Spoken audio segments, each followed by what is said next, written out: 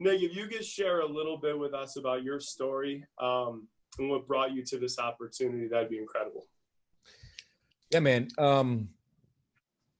So I was doing some other stuff business-wise before I found FFL, and final expense and insurance itself kind of got put in my lap almost by mistake. And I actually put it off for a little while. My wife was the one that was really like, you should really start looking into this. And so I really started looking into it. And the more and deeper I got into it, I was like, wow, this is really cool how insurance agencies, companies, they all make money. And I'm going, I can definitely do this. So I dove into the insurance world like heavy. And I stumbled across FFL. And it was funny because like when I was doing it, I'm like, hey, wouldn't it be really cool to just pay people, get really high comp, pay them a lot, have some leads and go to work? And I'm like, well, this company's already doing that. So that kind of makes a lot of sense. So I found FFL kind of a lot by just kind of fell in my lap. Yeah. I'm a little different in the sense of when I came in. So when I came in, and I don't mean this as good, bad, or indifferent, it's just the way I saw the business. I saw this business as a business. I saw it as building an agency, as a real sustainable business, residual income, recession proof, as a real business, right? I didn't see the running side, Rich, to be honest with you, Rob. I didn't call you Rich, I'm thinking about your last name. I didn't see the running side of this thing as an agent when I first started, dude. What happened was I was starting to hire people and we weren't really getting anywhere the first month or two because although I did all this training and I've been in business and I kind of felt like I knew what I was talking about. I had been in some sales things. I was like, I kind of knew how to do this. I had never actually run out and done it. And I was like, how am I going to tell this man or woman how to do something when I've never done it? I needed to go sit down and sit in a trailer home and have roaches crawling across my feet and do all those things in order to really be able to coach and help people. But what it enabled me to do is I went on the field. I never ran 30 appointments. I didn't run like a real full-time agent. And I didn't do that because I was trying to build the business and really only build the business. So I was using everything I made and putting 100% of it back into the business for a very long time. So mentally, when I went to appointments, all I was thinking about was, yes, this client and trying to sell and trying to help this client get a sale and make sure I can get that money and put it back into the business. That's all I ever thought about.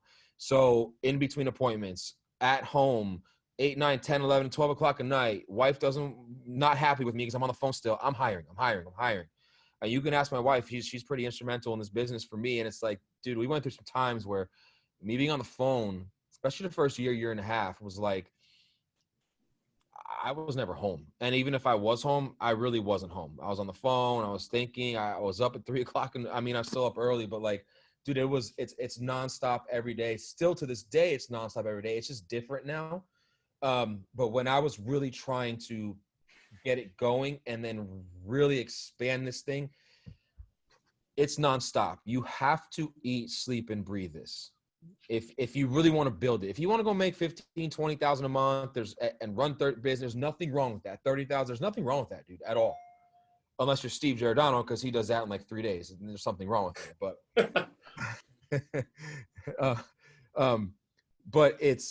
that's an incredible living. That's a lot of money, you know. But I think everyone on this call is trying to build something, right? Yeah. Is that correct? So, yeah. And for people that are trying to build something, you have to work your butt off. And it's a lot of sacrifice on a lot of people's part. If you're married, on your spouse's part, there's a lot of sacrifice. If you have children, on your children's part. If you don't have children or a spouse, I think it's a lot easier, but it's also a sacrifice mentally because if you're single, you probably want to go out more, do things with friends. It's a sacrifice no matter how you look at it. But the reward on the other side, as a lot of people on this call are starting to see, is really incredible. You know, I'm excited for you, and I'm excited for a lot of people on this call because this thing's starting to really get fun for you now. And it's a grind, but the grind changes. You know, like for me, my role now is very different than it was even 5-6 months ago, and very different than it was a year ago, dude. And I work harder now probably, but it's still different. It's a different work. So that's So kind of my background. yeah, so let's talk about that. So now your duties and your daily activities now are way different. Let's rewind a year ago. Yeah. When your explosion, when the gas started to get poured on everything. Yeah. One of the things you do incredibly well is invest in your business and wrap your mind around every dollar you're spending is actually revenue coming back in. 100%. You know, talk us through what that looks like for an agent who's new, maybe. So this is the agency call. Everybody on here that we've talked to is super excited about building too, but there are new agents on this call. So investing in your business directly translates into bigger incomes. It's a 10x. So what you do well is you invest, and you've wrapped your mind around it. You've wrapped your agent's mind around this, and your agency builders around this. What does that look like for an agent? What does that look like for an agency builder in Priority Life? So the first thing is you have to, if you're married, you better get your spouse on board. Especially if they're not in this business with you, because when they see a lot of money coming in, but yet you're still living like there's not a lot of money coming in, that could be a disconnect. Because I knew from day one that I had to pour into this. I had to pour into any business, but particularly one. A year ago, you know, if we were, I don't know the amount, but a year ago, I was probably investing 90% at least back into the business of what we were making. So if 30 grand came in, 25, 30, 27 grand went out, you know. Obviously you got to pay bills and personal bills and things like that. But dude, I was investing a lot. I was investing everything. You know, today I invest on a monetarily basis, probably more than we did a year ago monetarily. On a percentage basis, it's much less at this point, right? Especially because other people are investing. What's that look like? It looks like, hey, when you're at $100,000, you should have your own admin, period. Like, I shouldn't be doing your contracting. The people that I pay shouldn't be doing it. That you need help. We don't have pending. I hear people say, oh, my assistant does pending. Well, I don't even know what that means. We have EAPs. There's no pending anymore. 2 years ago, pending was very real. Today, it's just an excuse. But 1 second, sorry. Yeah. But contracting is a big deal because, hey, if I'm doing my own contracting now and I have a staff member, I'm starting to get that feeling of I'm running a real business. It's not just Rob Richmond anymore. Now I have someone else that I'm responsible for that I need to go work harder because I have to pay that person's salary or money, whatever it is per week, per month. And so that's a responsibility that is a hard thing for people to do in the beginning, especially, dude, someone that, you think about this, Robbie, you take someone that's used to making, you know, 3-4 grand, which is very normal a month. And now all of a sudden they're making all this money. And now you tell them to get a staff member and go pay someone else. Dude, a lot of people think, well, I don't know when it's going to go away. I'm not doing it. I'm going to save my money, which is very understandable. But the more you invest, the more money you're going to make, period, because you're going to work harder. And my thing is with staff, Rob, you're going to grow into it. You will grow into your staff. I never had an issue with investing. The guys and girls in my group, I think, don't have an issue with investing because they've seen me do it. And they've seen me do it like a lot. You know, I talk about, I've done podcasts, dude. In January of this year was one of our biggest months ever. We spent over 90 grand in January investing into the business. Yeah. In just that 1 month. We don't spend that every month. It's definitely less than that. But I'm just saying that 1 month, I knew what I was trying to do, some different things. And dude, I went all in. I'm not afraid to do it. I'm not afraid to do it because I know let me ask you this. Yeah. You spent 90 grand in January. Did you expect an immediate return on that, or did you understand it's delayed gratification? Yeah, that was just going to get there. Dude, I know it's delayed gratification. And that's the hard part for people because we can go sit with a client and get paid in 24 to 48 hours. Where if I'm hiring, I'm not, everything I do today, this is one thing you have to understand. Everything you do today that you think is amazing for your business, you're not going to see it in monetary or issue paid volume for at least, I would say 90 days. Sometimes it can be 60. I say 90. There's been points where I haven't seen it for 120 days. And that's frustrating. That's really frustrating. But that's what it is. And when you know that, it is what it is, man. You'll see it. Go sell 1 or 2 more policies a month and you paid for a staff member. All of you on this call, or most people on this, basically everyone's call can go sell insurance. But now you have helped to do the mundane things that you should not be doing at this point. So it can help you do other things to help grow the business. So you'll always grow into your staff. Rob, there was one point I had 8 recruiters. Now I remember. that was kind of a test. You remember that? It was kind of a test. It wasn't like we were trying to do that for forever, but it was a short period, but we had it, and I had to pay those bills because, dude, we were just trying to grow. Like, I didn't care. I knew I didn't care if I went broke at the time. I had been broke before, dude. I don't want to ever be broke again, but I knew I wouldn't be broke, I guess, for long, because I knew what would be coming back.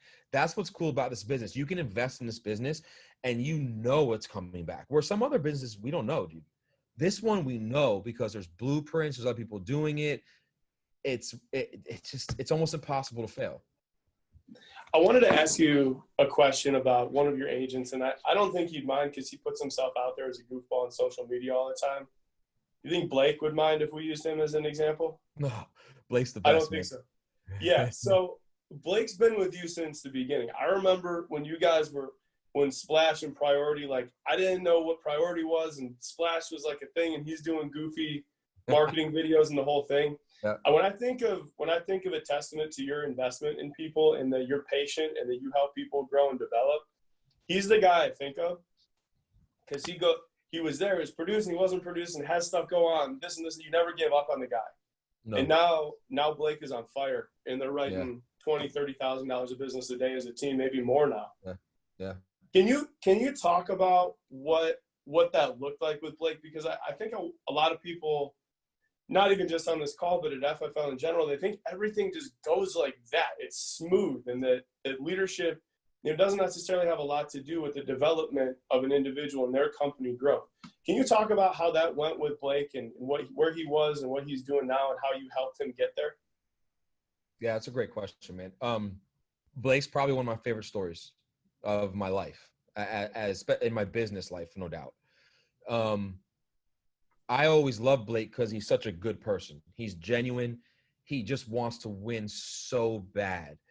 But what I've realized, and this was a hard lesson for me, Rob, and everyone's going to go through it, is everyone has their own walk in this business. No matter how bad you want it for them, it's going to be up to them, their timing, when their time is. It's everyone's got their own walk, right? It just wasn't his time, dude. He's been up and down. He went through a lot of things last year with his family. I actually hired Blake at one point. He wasn't running business. I hired him as a recruiter, right? Because I wasn't going to let him go. Like, I was like, no, there's no way, dude. We're going to work this out. We're going to make this happen.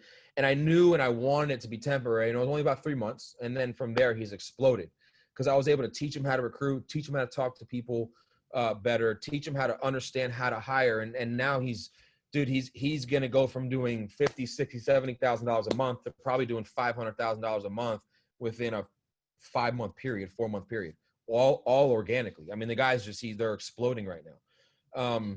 But he's working really hard. He's talking to people different. He's approaching the business different. He grew up a lot. He had to grow up a lot. And I had a lot of conversations with him about it, about how he needed to grow up as a person, as an individual.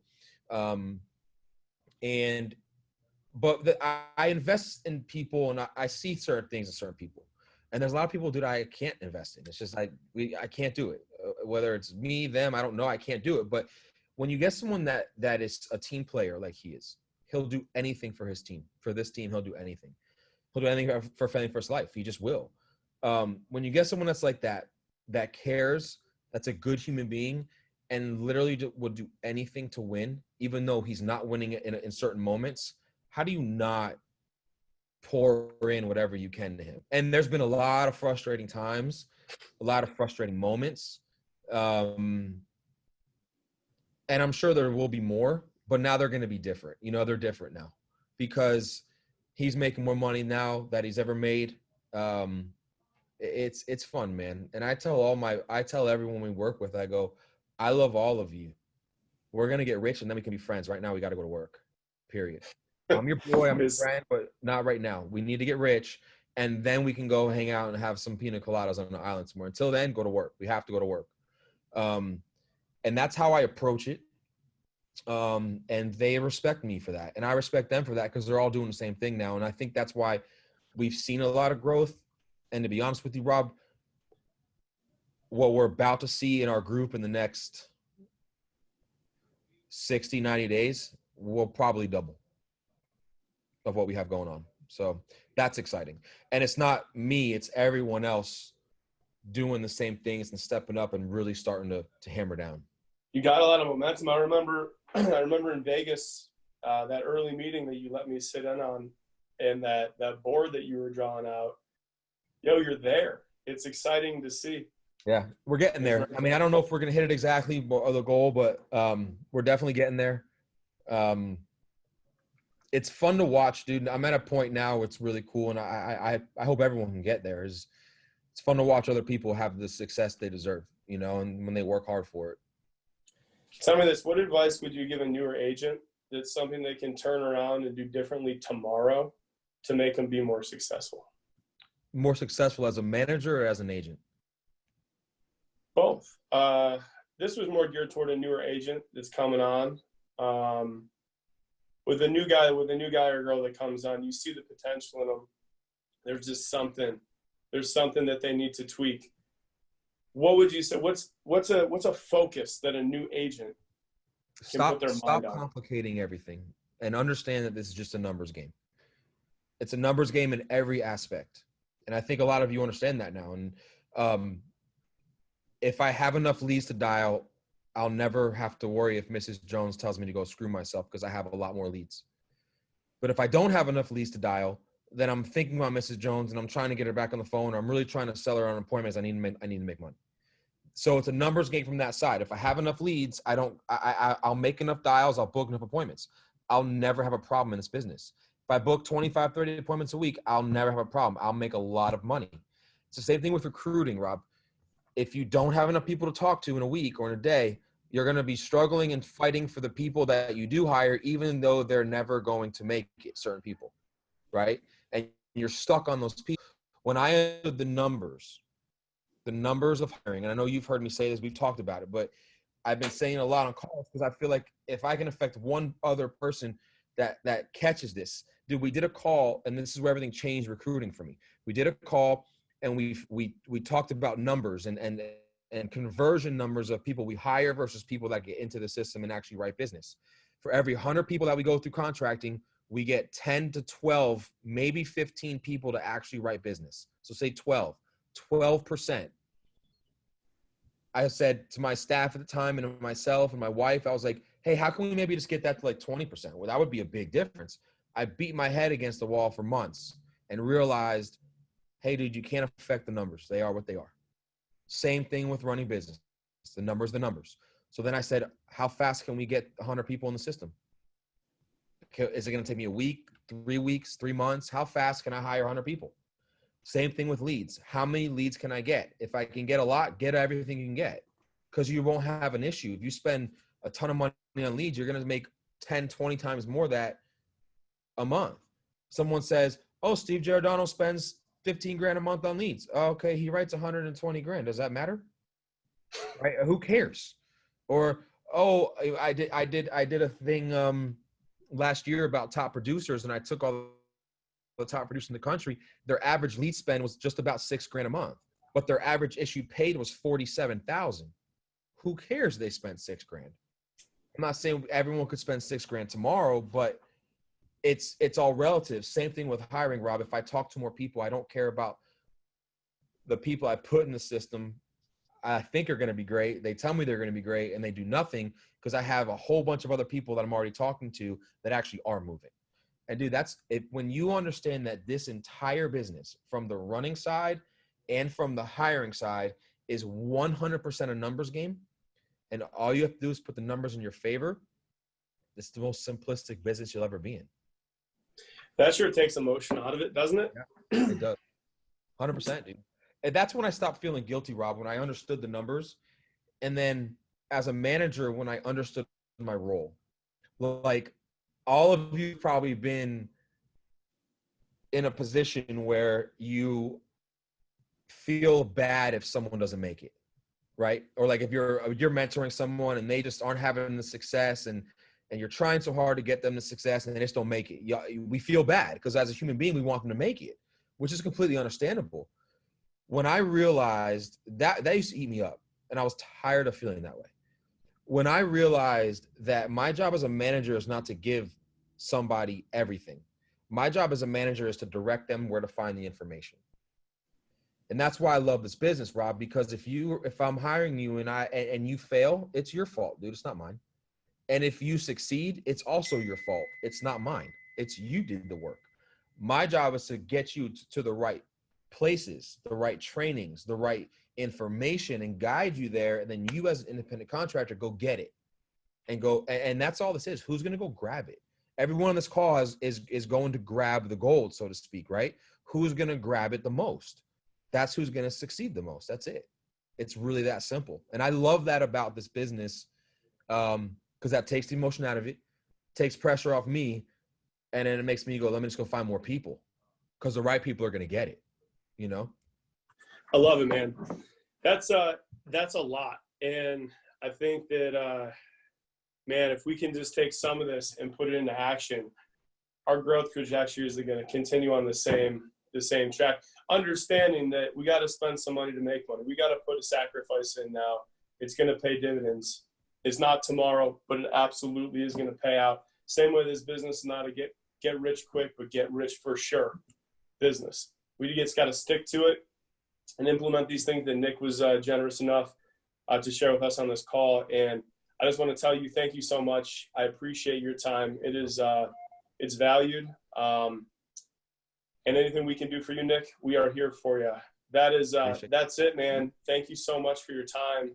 And if I could leave you with one other thing too, Rob, is this. The only reason we grew fast is because we worked really hard, like hard, all day, every day, all day, every day, all day, every day. And I look at the system now and it's a lot better. I've been here just over, I don't know, about 2.5 years, give or take, a little less even. And I look at the system now, dude, the system's a lot better now than it was. There's more leads, there's more resources. It's better.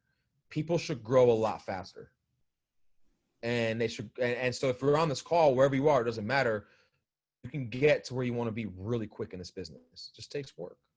So that's all I got to say, man. I appreciate you having me on. Hope it helps somebody. Love it, Nick. Appreciate you so much.